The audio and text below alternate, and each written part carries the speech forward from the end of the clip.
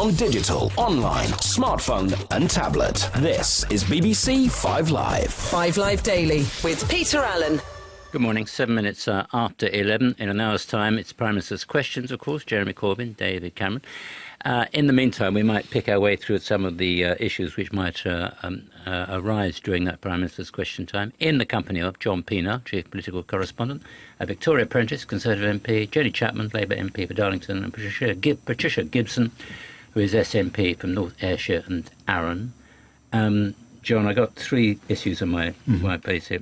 Google, full-face visas, and whether you should wear pyjamas on the school run. And I have to say, of the three, it was the pyjamas which got everybody excited when I mentioned it. Yeah, I can't wait for that discussion, actually. But I mean, Google is going to be the confrontation of question time. It's going to be the story of the day. It's going to dominate all the news agenda today. And easy to see why. From Jeremy Corbyn's point of view, it's as close to an open goal as you're likely to get just at the moment. You've got Britain now out there, having done a deal with Google. The Revenue Service has done a deal with Google so that something like £113 million are going to be 130 million pounds are going to be handed over by Google as a sort of settlement for taxes not paid in the normal way to date.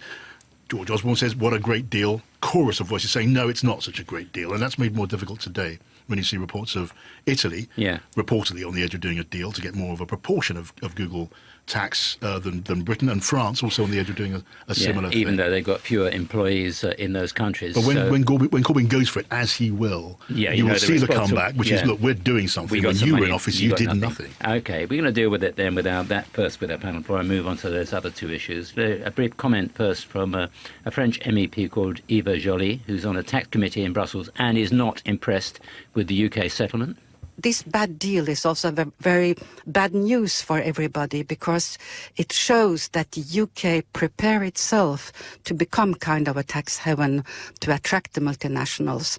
So what we want to do is to have Mr. Osborne and also the Italian finance minister come in front of our committee to tell us about the deal. Yeah, there is an interesting side effect to all this, of course. If you're a big company and it is established in your mind that the UK is rather softer on you than anyone else, then maybe you're tempted to go to the UK. I wonder if that's going to be a justification offered by the Treasury. Let's see about our guest. Victoria Prentice, Conservative, what do you make of this? Well, I think it's right that it is a positive step forward. We have at least got some money coming from Google, which is great news. What I would say, and this is not really as an MP, it's more as a former government lawyer, which I was for 17 years, the HMRC have very, very strict rules. This isn't really a matter for politicians. It's a matter for the taxman. And they have come to a settlement with Google. They've spent years making an inquiry into how much they ought to be paid. It's up to the politicians to decide how they comport themselves. And if they've done a soft deal and let them get away with it, then it's up to the politicians. HMRC are not allowed to do a soft deal. I don't want to get too legalistic about it, but there are rules which say they're not allowed to accept less than they would get from a court. And I understand that is the case in this case, so I think we should leave it to them. OK. Jenny Chapman. Well, I think the Chancellor has completely misjudged this. When he first started touting the deal, he saw it as a big triumph. And it's interesting now that you see Number 10 saying, well, this is a step forward. Actually, people are pretty horrified by it. Well, it is a step forward, step rather more than we got from the last government. Well, government. I think we need to remember that the reason that there is such public interest in this is because of the work of Margaret Hodges' Public Accounts Committee in the last Parliament. And she, of course, is a Labour MP. Yeah, but that kind of committee is certainly not party political in its approach. But anyway, of course not. No. I mean, I would never suggest such a thing.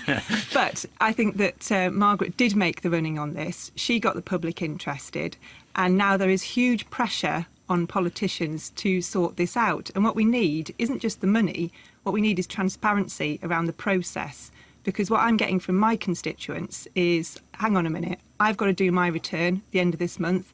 They're talking about now making me do quarterly returns. How come Google get to do a cosy deal with HMRC? It doesn't look fair, and from what I can see, it isn't fair. Right, Patricia Gibson. Well, I think this is not a very good deal for the UK taxpayer at all. £130 million by Google over 10 years is woefully inadequate, given that they make £4.6 billion in the UK every year. So I think that there's a real problem there. France has no problem getting 378 million. Italy's pursuing them for 113 million. We get 130 million over 10 years. Yeah, we don't really know the details of this, too. We've got those top-line figures. We don't know what the details of each deal is, how many years are covered, etc. I mean, that's one of our problems here. There's not really transparency about what's happening. There is a problem with transparency, and I have to say there have been allegations, and they're only allegations, but there have been allegations made in the press today that top Tories have met Google bosses up to 25 times prior to this agreement. We're not necessarily to talk about... Are you suggesting they talked about tax matters with those? What I'm saying is, if these allegations are true, it's very worrying. And the UK they're bound to meet people. That's not worrying. And this is why we should leave the matter to HMRC. It's separate from politicians. Yeah, but it's not just HMRC, is it, John? Back me up on this one, John. Okay, well, come on, John. I'm not sure I can back you up on this one because it is the case, although there'll be a lot of scepticism about this today, that HMRC, when it comes to doing deals on how much tax is handed over by a particular taxpayer, acts independently, and that independence has been a political sore to minister after minister in government after government, who would dearly love to have had their hands on the background details of these individual taxpayers, but simply are not allowed to get it. What is up to ministers is establishing the tax regime. And there's a problem there for all of them, which is that national tax jurisdictions are in competition with each other. And in that competition, it's about who has done the best. Yeah, let's go back the other way then, just with that point. I mean, the truth is, Patricia, however much you like a perfect world, various countries have different tax regimes. Lord knows if Scotland was in control of the SNP, it will probably have a different tax regime, and it's very difficult sometimes to sort out what you owe in one country and what you owe in another. It's a very complex matter. Tax matters are very complicated, but what the UK taxpayer cannot understand is how it is beyond the wit of the UK government and HMRC to make companies who do very good business in the UK pay their fair share of tax. The rest of UK citizens expect to pay their tax. Okay. And they expect companies who make money here to do the same. Right. I mean, in the end, Jenny, it does come down to getting agreement all the way around, doesn't it? Not just Europe either. I mean, everybody. I mean, right on our doorstep, there is Ireland, which has a very different tax regime than ours, in order to attract business. How you ensure that somebody pays your tax to us rather than them, I'm not quite sure. Well, I think you make a good point. But the other interesting angle to this is exactly how independent HMRC were in making this deal. Because, as you probably know, the Shadow Chancellor, John McDonnell, has written to George Osborne and wants clarity on the extent to which ministers and officials signed off on this deal and how much they knew and how happy they were before it was announced. Now, we haven't had answers to those questions yet. So the idea about independence, I think, is still in question. Victoria? I completely get that people are cross about multinational corporations not paying enough tax. And that is why, as a government, we've been very careful to lead on this internationally through the G20 and through new initiatives like the diverted profits tax, which we're hoping that will sort these problems out for people. But it is very important that HMRC remains independent. OK, thank you. You've settled for too little is what people think, and we should be prepared to take this ultimately through the courts, because that is what would happen to anybody else. And what people want, they want to know how this is done, they want transparency, and they want fairness. Yeah. OK, that's enough of that for the moment, because I want to talk about another issue. I want to talk about Sir Michael Wilshaw, Chief Inspector of Schools, who says that Ofsted inspectors in England, stress this is only England, should be able to give schools lower ratings if they let pupils or staff wear full-face veils. He says where leaders are condoning wearing the face veil by staff members or pupils, and this is clearly hindering communication and teaching, they should give consideration to judging the school inadequate. There has been quite a reaction to this, and I know that some of you have got particular interests and knowledge of this. So I'll begin with you, Patricia. It's England, not Scotland, but what do you think? Well, before I went into Parliament, I was a teacher for over 20 years, and I think essentially, teaching is a social encounter, and communication and facial expressions are very much an integral part of that. As a teacher, I would want to see my pupils' faces, and I would want them to see my face. I think it's an integral part of the relationship between teachers and pupils. Whether or not inspectors go into a school and downgrade the school on the basis of who is wearing veils, how widespread the wearing of the veil is, I'm not sure about that. No, I'm not sure about that. I get where you're coming from. You agree with the aim, but not necessarily the method by which he's chosen to implement it. Yeah. Okay, Jenny, what do you think? I mean, I have to respect Patricia's professional experience, I think, on this one. But I think if you are going to downgrade a school, which is a very, very serious thing to do, it has huge implications for that school and the children that attend that school and the staff. You have to be very, very sure that what you think is causing a problem for the education of those children is causing a problem, and that there aren't other methods to get around it.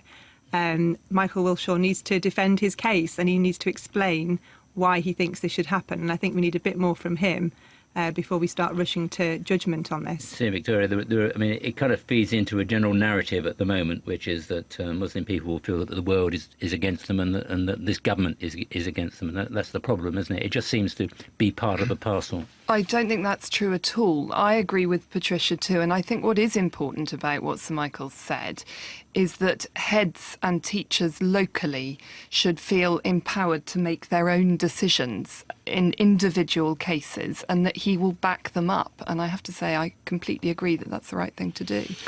I mean, it leads us on to the whole issue of a multicultural country and how we've dealt with the various problems which are confronted. There is quite a change underway at the moment, isn't there, in the kind of general public debate. Well, in the last few years, it's changed a lot. Well, yes, I think there is now a debate, which is a positive thing. We are able to talk about extremism and social exclusion in a way that perhaps we weren't a few years ago. My impression was that in the past, we accepted that people would have their different cultures and different ways, and that was an integral part of the way this country was. And now perhaps it's not accepted. I mean, don't you think there's been that fundamental change? I think what the Prime Minister said recently about learning English is really important. Well, part of the same game in a way, isn't it? It's part of the same narrative, but at least now I think it's a really positive thing that we can have these discussions. There are areas, even in my constituency, where I worry about integration and about people who can't speak English. And I think that it's important that we should be able to discuss this without worrying about that. Well, I'll mention that. Jenny? I mean, I think it's an important area to discuss. I'm glad that we are discussing it now. I think we spent too much time pussyfooting around it in the last Parliament. My concern, my take on this, representing a constituency in the North East, is that migration affects different areas in different ways, and that isn't always reflected in the national debate. And certainly in poorer areas of the country, where more people are being housed who come from different parts of the world, often in low-quality temporary accommodation, there are huge difficulties. And there are difficulties around housing, around education, around employment, around access to services. And we've just got to get those out on the table and start talking about how we manage this better. It isn't going to go away. We've seen what's been happening in the rest of Europe. These are not problems that we are going to be able to fix very, very quickly. So we have to think as a country how we are going to manage this better, because at the moment it is unfairly affecting some small parts of the UK. What do you mean? What should be done about that? Well, I think we need to have a fairer distribution, and I think we need to have an acknowledgement by the government. Authorities or yes, the people? That's right. Right. And I think that You're saying that Darlington's suffering, eh? No, I'm not saying Darlington's suffering. Quite the contrary, actually. Yeah. I think there are parts of Middlesbrough, very close to me, that have a lot of people housed close together with not enough preparation done, not enough support. And there are neighbouring constituencies like North Yorkshire where there's nobody there, no refugees, no one looking for asylum in those areas.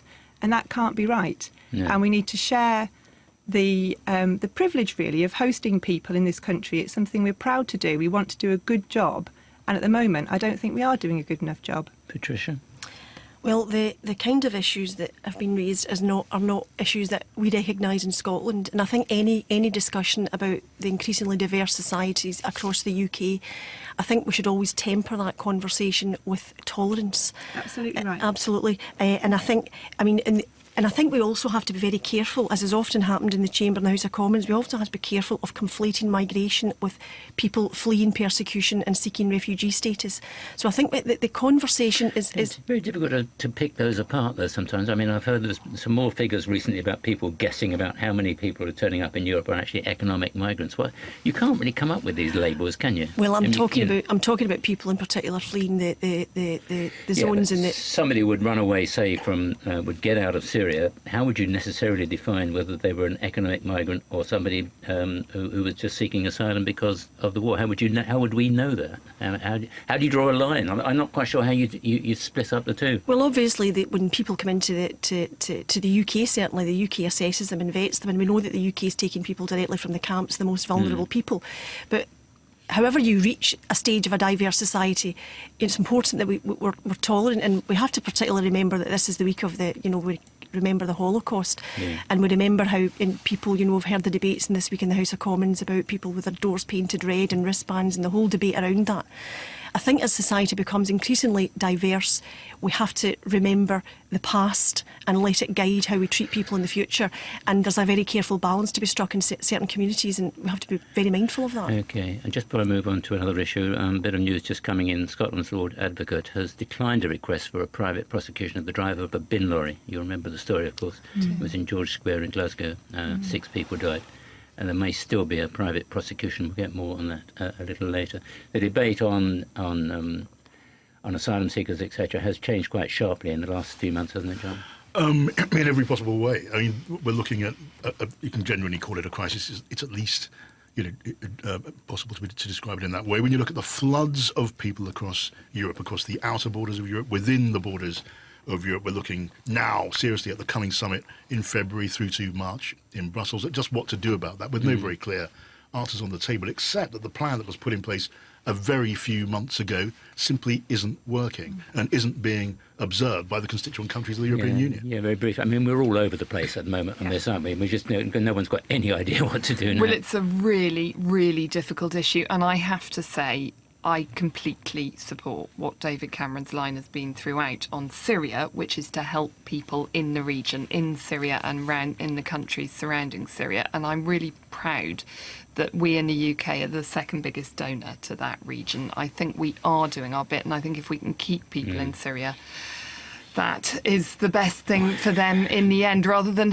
encouraging people to make that awful journey or send their children on that awful journey. Yeah, and then comes the impact on Europe as well, Jenny. I mean, this is there are those saying, can Europe survive all this? Well, that is a very good point. I think we can. I think we have to. And I think the solutions need to be international solutions. This isn't a problem that any nation can even attempt to solve on its own. Maybe there are no solutions. Well, indeed. Maybe we just have to accept that this is the world has reached a point where this has happened and we must try and deal with it as best we can. But a solution to some people is everyone just goes back to where they began. That isn't going to happen. Yeah, and we need to work out how we get through it and we maintain civility.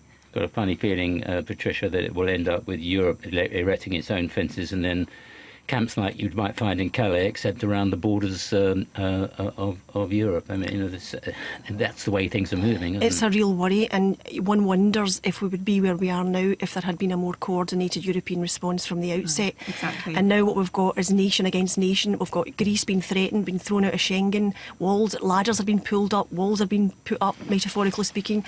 It's a mess.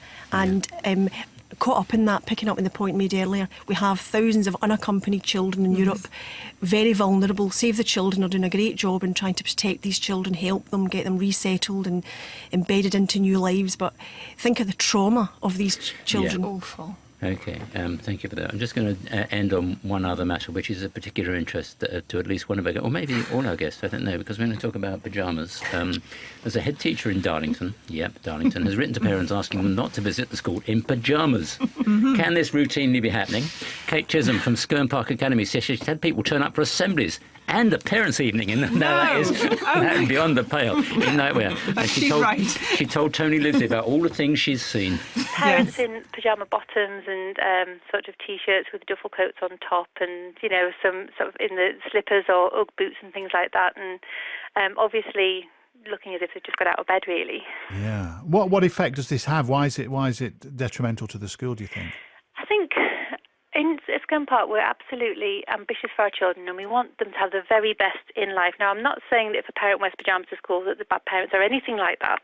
All I'm saying is that if we're trying to raise aspirations for our children, then we should be really good role models for them. And I think, there's something to be said about, not coming to a public place in your nightwear, and, helping children understand what's expected sort of in society and things like that. That's Kate Chisholm.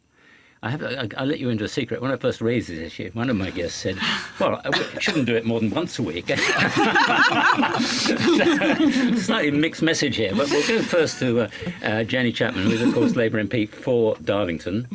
Well, I know Kate, and I think she is completely right in what she says, and I would back her 100%.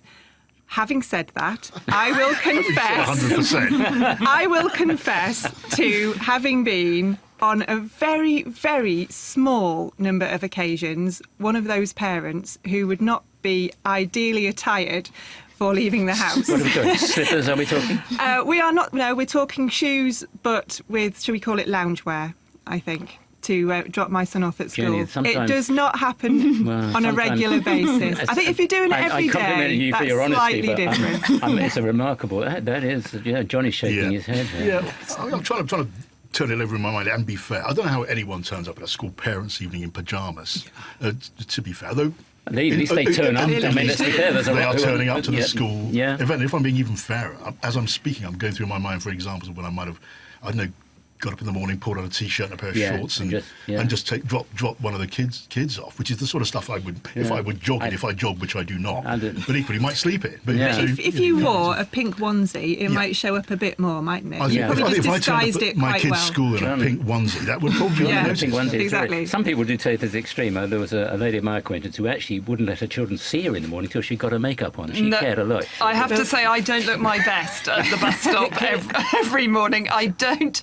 I do always have clothes on, you'll be glad to know, but I don't. Clothes you get. I don't always do my makeup or my hair. It has to be said that old hat does sometimes get pulled on the way. Patricia. I would just like to interject that clearly this is not happening in Scotland. I would not leave the house without 3 pairs of trousers and 4 jumpers, and the only time when it might be warm enough for you not to do that, the children would be on holiday from school anyway in the summer.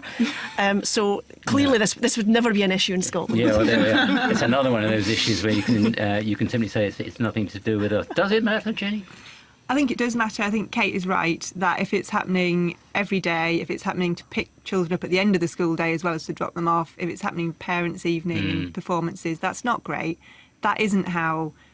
That's not the right signal to young people. Like wearing when I started this job, and it's a long time ago, and doing radio, for the first month, even though it was 5 o'clock in the morning, I wore a tie because I thought somehow you put a tie on and you're going to work because you. And then I sort of didn't anymore. But there is something about that, isn't there, Victoria? The idea of saying, I'm going to go and do something now, therefore I will get dressed and dress properly. I think it is important how we dress, and it's interesting how engaged we've all got with this conversation. And I do feel that as MPs we have to dress smartly, and people I'm wearing jeans us. Here. I'm really letting this side down. I am. It's radio. Exactly. I think it's important that it's a mark of respect, isn't it? Yeah. And I'm sure Patricia, with her teaching experience, would expect both the children and the parents to be dressed properly. It's up to you to look reasonably smart when you're teaching, when you're just turning up to... I would think so, and I have to say that in my teaching career I never ever saw a parent turn up in their lounge clothes or their nightwear. As I say, in Scotland you would be mad to go out of the house in the weather we get for most of the year, not fully attired. But it is important, I think, to present yourself and it's for shopping. Well, Mark is one of those texting saying, oh yes, Morrison's in Leeds, pyjamas. I bet right now. Well, I would ask you to ring up if you wear pyjamas, but probably you'd just be lying in bed still, pretending it's 8 o'clock in the morning. Can I just say thank you to my guests? Really nice to talk to you all. It was a real pleasure. Victoria Apprentice, Jenny Chapman and Patricia Gibson. Thank you to John as well. John will be back with me in about half an hour's time as we lead you gently into Prime Minister's questions. But for now, it's time for the news. 29 minutes before 12.